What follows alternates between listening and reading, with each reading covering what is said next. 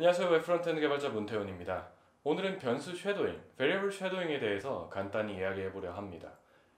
일단 먼저 쉐도잉이라는 게 뭘 의미하는 건지 간단히 설명드리고 시작하겠습니다. 코드 예시를 하나 보시죠.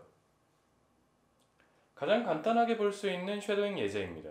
가장 위에 있는 변수 a를 선언을 하고 hello라고 값을 넣었습니다. 그 아래에 테스트 함수를 실행을 하면은 결과는 hello가 뜨겠죠. 그런데 아래 test2 함수를 보시면 a를 새롭게 world라고 선언을 했죠. 그 다음 콘솔을 찍으면 world라고 뜨게 됩니다. test2 함수 안에서 변수 a를 선언을 하면서 바깥에 이미 있던 같은 이름의 변수 a를 가렸습니다. 그렇다고 바깥에 있는 변수를 없애버린 건 아니고 해당 함수 내의 내용에서만 접근할 수 없게 가리기만 한 거죠. 이걸 보고 쉐도잉이라고 이야기를 합니다. 간단하죠? 그런데 쉐도잉이 꼭 이렇게 다른 레벨에서만 발생할 수 있는 건 아닙니다. 다음 예제를 한번 보시죠. 이걸 보시면 변수 a를 hello라고 선언을 한 후에 바로 다음 줄에 world라고 또 선언을 했습니다. 콘솔 로그의 결과는 world가 되고 맨 처음에 선언한 a는 그냥 버려지게 됩니다. 쉐도잉은 이렇게도 활용이 될 수 있습니다. 자, 이제부터 조금 흥미로울 수 있는 부분입니다. ES6에서 변수 선언 키워드로 새롭게 let과 const가 추가되었습니다.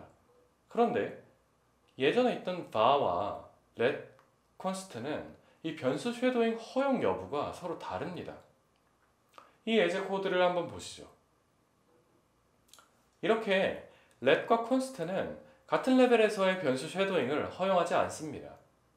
var에서는 같은 레벨에서 쉐도잉을 허용하고 있었는데 새로 추가된 let과 const에서는 쉐도잉을 허용하지 않도록 바뀌었습니다.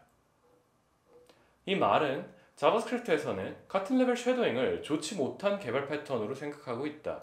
그래서 권장하는 선을 넘어서 아예 이제 사용하지 못하도록 언어 규칙 상에서 막았다라고 생각해 볼 수도 있겠습니다. 사실 다른 많은 프로그래밍 언어들이 같은 레벨에서의 쉐도잉을 허용하지 않고 있습니다. 혹은 언어 신텍스, 규칙에서는 허용을 하더라도 코딩 가이드라인 상으로는 권장하지 않는 경우도 많죠. 왜 그럴까요? 사실 서로 다른 레벨에서의 변수 쉐도잉의 경우에는 좋지 못한 패턴을 만들어내기가 상당히 쉽습니다. 예제를 하나 보시죠. 예제를 보시면 1번 구간에서 사용하는 변수 i와 2번 구간에서 사용하는 변수 i가 서로 다릅니다. 2번에서는 1번에서 보였던 변수 i가 가려지고 새로 안쪽에 있는 for loop에서 선언한 i를 사용하게 되죠. 여기까지는 괜찮습니다.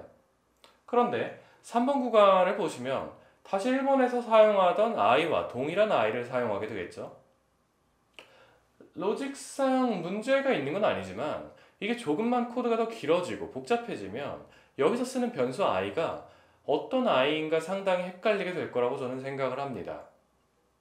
변수 쉐도잉이라는 이름 하에 변수를 한번 가렸다가 다시 보여주고 그걸 또 활용하는 코드인데 이게 또 루프 안에서 동작하고 좋지 않습니다. 이렇게 잘못 사용하게 되면 코드를 읽기 어렵게 실수하기 좋게 가독성이 나빠지게끔 만드는 게 변수 쉐도잉이라는 거죠.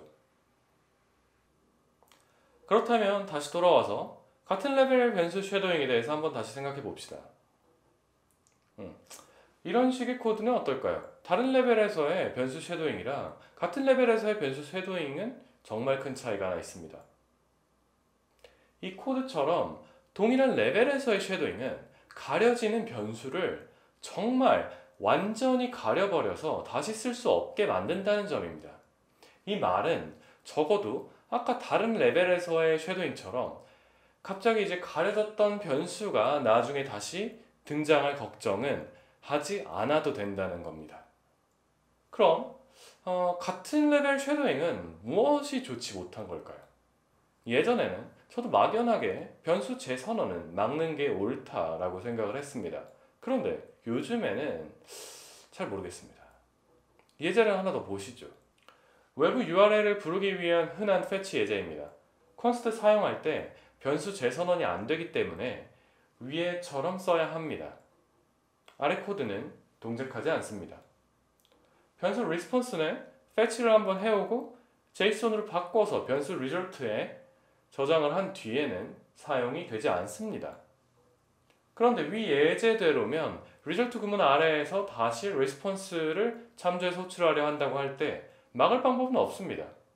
그럼 이제 아래 코드를 보시죠. 아래 코드를 보시면 변수를 재선언해서 쉐도잉, 그러니까 가렸기 때문에 위 코드에 해당하는 response 같은 경우는 코드 뒷부분에서 사용할 수 없게 됩니다. 안전해지는 거죠. 프로그래머 입장에서 보는 변수의 생존 주기, 라이프타임을 좀 더 명확하게 알려주는 셈이 됩니다. 이 관점에서 보면 두 번째 예제가 가독성이나 실수 방지 측면에서 더 나은 코드라고도 볼 수 있습니다. 하지만 다른 시각으로도 생각을 해볼 수 있겠습니다. 자바스크립트 같이 동적 타입 언어의 경우에는 특정 변수를 가지고 해당 변수의 타입을 추론하기가 종종 힘들 때가 좀 많습니다. 이 코드에서 fetch를 통해서 가져온 결과값은 response라고 이름을 붙이고 response.json의 결과값은 result라고 이름을 붙였는데요. 어떻게 보면 암묵적인 타입의 표현이라고도 생각을 해볼 수 있습니다. 만약에 엄격한 타입 언어였다면 굳이 이렇게 이름으로 타입 표현을 보조하지 않아도 명확하게 타입을 알 수 있었을 겁니다.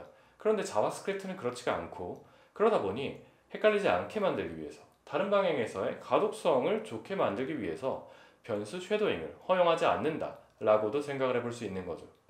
만약에 이게 언어가 자바스크립트가 아닌 러스트와 같은 엄격한 타입 언어였다면 같은 레벨에서의 variable shadowing, 다른 말로 변수 재선언을 허용하는 것은 아주 좋은 선택이 될 수도 있고, 그리고 실제로 그래서 러스트라는 언어에서는 이거를 정말 잘 사용하고 있습니다. 오늘 이야기는 약간 열린 결말이 되었네요. 고맙습니다.